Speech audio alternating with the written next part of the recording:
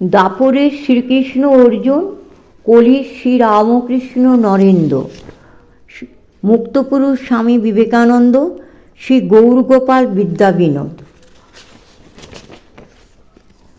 ওসব সমাধি টমাধি বাজে কথা বললেন একদিন ব্রাহ্ম সমাজের আচার্য শিবনাথ শাস্ত্রী নরেন্দ্রনাথকে। ভাবটাপ যা কিছু দেখো সব স্নায়বিক দৌর্বল্য মাত্র। দৈহিক বহু দুঃখ কষ্ট সহ্য করে করে শ্রী রামকৃষ্ণের বুকের ভেতরটা শুকিয়ে গেছে, মস্তিষ্ক বিকৃতি ঘটেছে। কথাটা ভারী ধাক্কা দিয়েছিল নরেনের। কদিন ধরে সে তার মনকে স্থির করতে পারেনি। এও কি সত্য? আচার্য শিবনাথ যা বলেছেন তাই কি প্রকৃত ব্যাপার?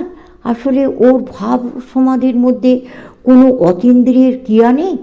ধরা ছোঁয়ার বাইরে যায় বিরাট সত্তা, জগৎময় পরিব্যাপ্ত হয়ে বিশ্বের প্রতিটি অনুপরমাণুর মধ্যে জীবজগতের অলক্ষ্যে এবং অজ্ঞাতে প্রতি মুহূর্তে ক্রিয়া করছে।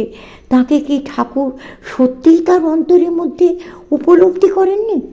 গোষ্পদে প্রতিবিম্বিত অনন্ত আকাশের মতো সেই বিরাট সত্তাকে ঠাকুরের ওই একান্ত সরল শিশুর মতো অকপট ক্ষুদ্র হৃদয়খানির মধ্যে চরম অনুভূতি রূপে বিরাজ করছে না? না না, সেই বা কেমন করে ভাবা যায়? তাঁর স্পর্শে প্রাণের মধ্যে এত আকুলতা তবে জাগে কেন?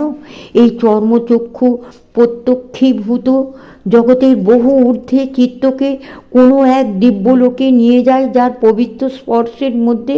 তবে সে কোন মহাশক্তি?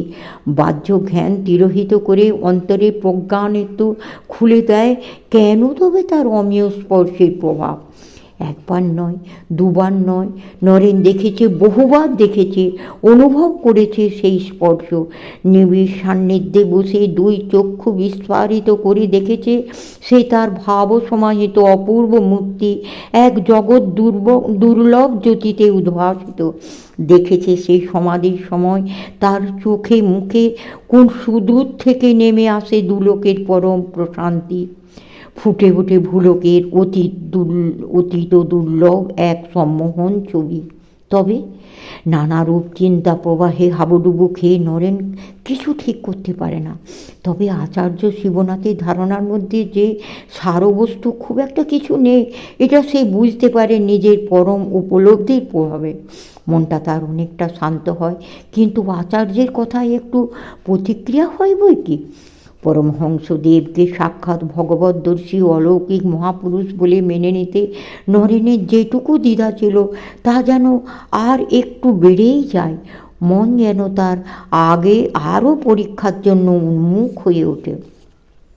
এদিকে পরীক্ষার দিনও এগিয়ে আসে নরেনে। কাজেই পড়াশোনার মধ্যেও ডুবে যেতে হয় তাকে। সেই ছোট ঘরখানির মধ্যে চলে তার পড়াশোনা। সেই আগেকার অবস্থা, এখানে ওখানে পড়ে আছে এটা ওটা, পড়ে আছে হুঁকো, কলকে, তানপুরা, তবলা, বায়া ইত্যাদি। পড়াশোনাও চলছে, বন্ধুরা আসছে, গান বাজনা গল্প গুজব চলছে। কিন্তু কিছুতেই নরেনের আসল কাজে ফাঁকি নেই, ভুল নেই, অবহেলাও নেই। পাকাল মাছ পাঁকে আছে গায়ে, কিন্তু পাঁকে দাগও নেই কোথাও। পরীক্ষায় পাশ করতে হবে এবং হবে তা ভালোভাবে। কাজেই পড়াশোনা নিয়ে ব্যস্ত হয়ে বেশ কিছুদিন যেতে পারল না সে দক্ষিণেশ্বরী ঠাকুরের কাছে। কিন্তু সে তো না হয় যেতে পারল না, কিন্তু তাকে বেশি দিন না দেখে ঠাকুর থাকেন কী করে?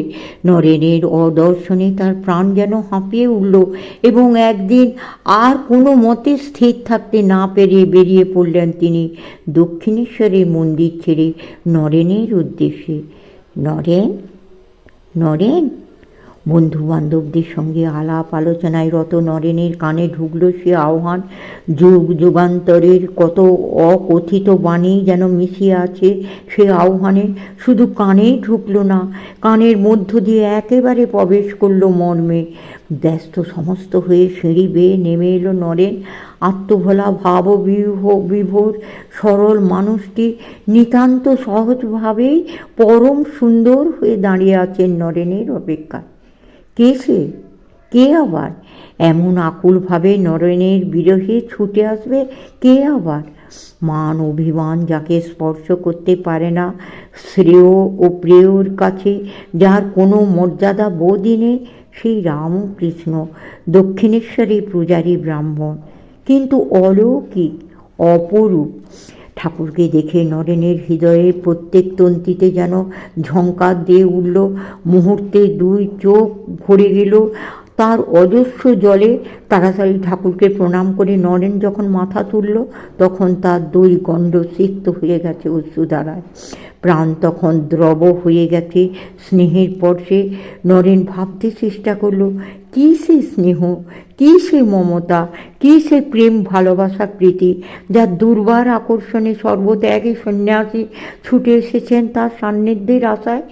কিন্তু সেই দুর্গেয় তত্ত্ব ভেবে উঠতে পারল না সে। অনেক করেও তার গায়ে মাথায় হাত বুলিয়ে স্নেহভরা কণ্ঠে বললেন, ঠাকুর, অনেক দিন যাসনি যে?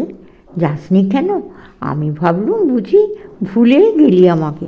ননেরের মুখে কথা নেই, কি বলবে সে, যার সান্নিধ্যে সব কিছু বলার, সব কিছু চিন্তা শেষ হয়ে যায়, যিনি সকল বাক্যের অতীত, সমস্ত ধারণার বাইরে, তাকে কোন বাক্যের দ্বারা অভ্যর্থনা করবে সে? প্রাণের সমস্ত ভাষায় যে আত্মপ্রকাশের শক্তি হারিয়ে ফেলেছে নরেনের ক্রমশ।